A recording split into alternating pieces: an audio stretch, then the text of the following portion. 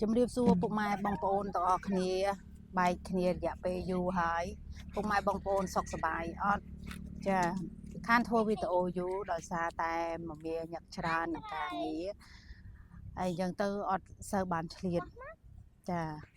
ហើយថ្ងៃនេះគឺនឹកពុកម៉ែបងប្អូនហើយខ្ញុំធ្វើវីដេអូ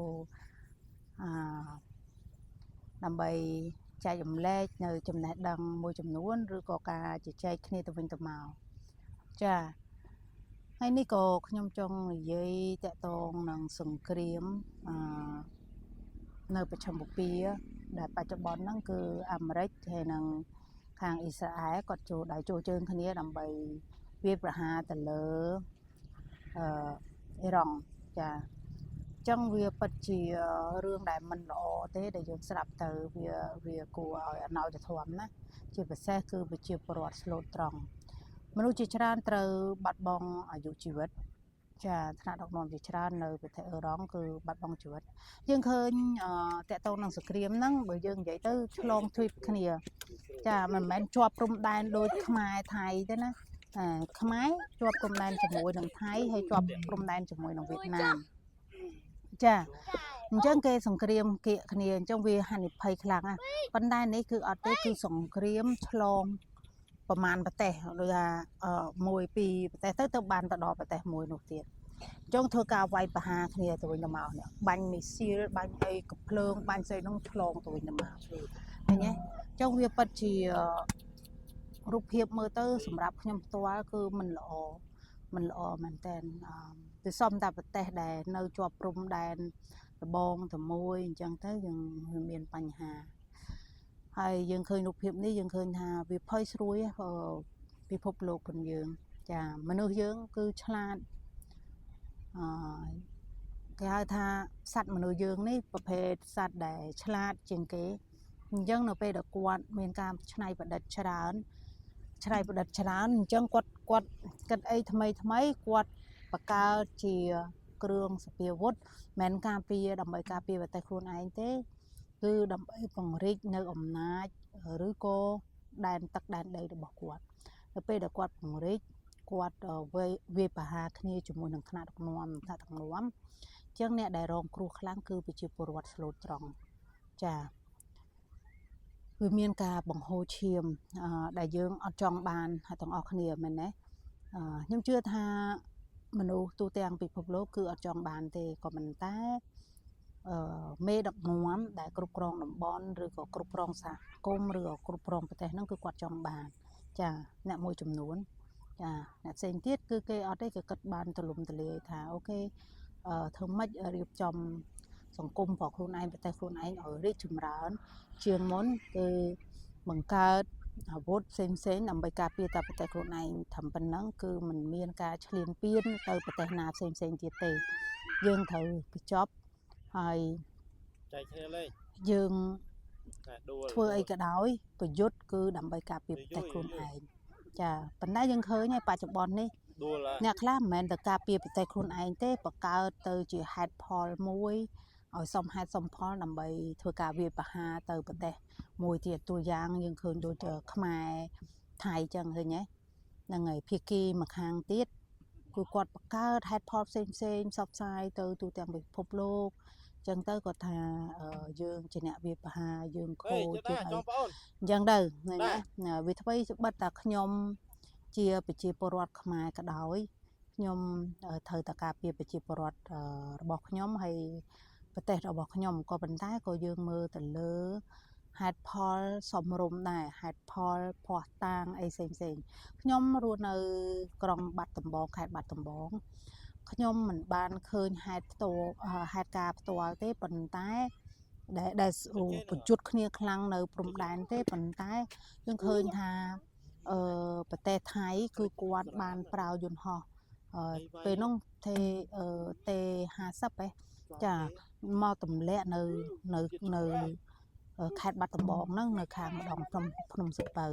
ចាអញ្ចឹងវាពិតជាគ្រោះថ្នាក់មែនតើហើយយើងឃើញថាការប្រយុទ្ធគ្នាវាគួរតែនៅម្ដងមិនអញ្ចឹងហ៎ប៉ុន្តែនេះអត់ទេគឺគាត់ឈ្លានពានគាត់ហូរចូលមកជ្រៅទៅដល់ខាងខេត្ត សៀមរាបទៀតអាហ្នឹងយើងឃើញមករូបភាពថាគាត់ចង់គម្រាមបំភ័យយើងហើយនឹងថ្នាក់ដឹកនាំអានេះយើងឃើញហើយនឹងខ្ញុំជឿថាអ្នកដែលគាត់ធ្វើសឹកសង្គ្រាមប្រទេសដែលធំធំណាគាត់នឹងអាចដឹងថាអ្វីដែលគេធ្វើហ្នឹងតើសមហេតុសមផលអត់ពួកគេឆ្លាតគេវិភាគមកគេដឹងហើយគេប្រមូលផោះតាំងគេចោះទៅមើលជាក់ស្ដែងដូចជាខ្មែរយើងហើយនឹងថៃគេមានក្រុម AOT ហ្នឹងហើយ JBC អីចឹងណាចាអញ្ចឹងយើងឃើញថាពិតជាគ្រោះថ្នាក់ដែលប្រទេសមួយខ្លួនឯងមិនមែនរងគ្រោះផងធ្វើដោយខ្លួនឯងរងគ្រោះហើយខ្លួនឯងជាប្រទេសដែលធំប្រទេសដែលអ្នកមានហើយលើកហេតុផលថាយើងការពារបូរណភាពទឹកដីខ្លួនឯងទាំងដែលភ័ស្តុតាងហេតុផលអីផ្សេងយើងឃើញទាំងអស់គ្នាក៏ប៉ុន្តែចំណាត់ការប្រទេសទាំងអស់ហ្នឹងគាត់មិនអាចយកសង្គ្រាមទៅបង្កើតជាសង្គ្រាមបានទេគឺគាត់ត្រូវយកវិធីសាស្ត្រផ្សេងដូចជាតាក់ទងនឹងការគៀបសង្កត់សេដ្ឋកិច្ចអីចឹងទៅអញ្ចឹងយើងប្រទេសកម្ពុជាផងយើងត្រូវការអត់ធ្មត់ចូលរួមជាមួយនឹងរាជរដ្ឋាភិបាលខ្ញុំជឿថាបច្ចុប្បន្ននេះយើងជួបបញ្ហាជាច្រើនពេលខ្លះនៅតំបន់ខ្លះក៏មានបញ្ហាអយុត្តិធម៌មួយចំនួននៅក្នុងប្រទេសក្នុងតំបន់មួយទៀតយើងមានបញ្ហាវិបត្តិសកលតាក់ទងនឹងប្រេងឡើងថ្លៃសង្គ្រាមនៅវិជ្ឈមបូព៌ាធ្វើឲ្យប្រេងឡើងថ្លៃហើយអញ្ចឹងទៅគឺម្នាក់មានការបញ្ហាទាំងអស់គ្នាហ្នឹងហើយអញ្ចឹងយើងត្រូវចូលរួមជាមួយនឹងរាជរដ្ឋាភិបាលអ្វីដែលយើងអាចគ្រប់គ្រងបានយើងព្យាយាមគ្រប់គ្រងព្រោះបច្ចុប្បន្ននេះខ្ញុំជឿថាគេហៅថាសត្រូវឬក៏អ្នកចិត្តខាងយើងគេមើលចាំយើងខ្សោយហើយយើងឆ្លោះគ្នានៅក្នុងផ្ទៃប្រទេសផងយើងគេនឹងចាប់ផ្ដើមជ្រៀតចូលទៀតហើយដើម្បីគៀបសង្កត់ជិះជាន់យើងអញ្ចឹងពាក្យថាសាមគ្គីនេះគឺនៅពេលដែលមានបញ្ហាយើងកុំហែកហួរកុំឆ្លោះគ្នាហ្នឹងហើយព្យាយាមស្ងប់ស្ងាត់សិនព្រោះអីដោយសារតែយើងឃើញសកម្មភាពរបស់រាជរដ្ឋាភិបាលក៏គាត់ព្យាយាមគ្រប់ទម្រង់តែគាត់មិនយកសង្គ្រាមទៅវាយគេហៅថាកម្លាំងទៅវាយកម្លាំងទេព្រោះតបក៏ជាមនុស្សអញ្ចឹងក៏គាត់មានញាតិមិត្តផងគាត់ណាអញ្ចឹងខ្ញុំនៅតែគោរពការសម្រេចចិត្តរបស់ថ្នាក់ដឹកនាំតែគាត់ជ្រើសរើសវិធីសាស្ត្រនេះហើយគាត់នៅតែបន្តទៅមុខទៀតវាអ្វីបើតាយើងមើលទៅដូចរៀងនីតិវិធីដែលគាត់ធ្វើដូចរៀងកំសាកញីឬក៏គាត់ថាវាមិនល្អអីចឹងណាមិនក៏មិនវាយគ្នាអញ្ចឹងទៅសេរីពលឺតិចសិនមិនវាយគ្នាអញ្ចឹងទៅដើម្បីបង្ហាញអត្តពលទៅគេវាអត់ប្រយោជន៍នេះពីគំនិតរបស់ខ្ញុំណាវាអត់ប្រយោជន៍ទេយើងឥឡូវនេះវាសម័យសង្គមបណ្ដាញ social media ច្បាប់ចឹងប្រទេសណាក៏ឃើញដែរអញ្ចឹងយើងគួរតែហើសវិធីផ្សេងរកវិធីផ្សេងដើម្បីដោះស្រាយបញ្ហាចាជជែកស៊ីជ្រៅក្តៅស៊ីរៈជជែកស៊ីស្រូវពាក្យនេះគឺពិតជាល្អចាអញ្ចឹងយើងមានការអត់ធ្មត់បន្តទៀតចូលរួមជាមួយរាជរដ្ឋាភិបាលមានការតវ៉ាមានការប្រឆាំងឬក៏មានការបង្កើតឲ្យចលនាបះបោរនៅខាងក្នុងអានេះគឺជារឿងមួយដែលល្អចាអូខេកន្លែងថ្ងៃនេះខ្ញុំចែករំលែកវីដេអូតាក់ទងនឹងសង្គ្រាមដោយសារតែខ្ញុំឃើញថាសង្គ្រាមមិនជាប្រយោជន៍អីសម្រាប់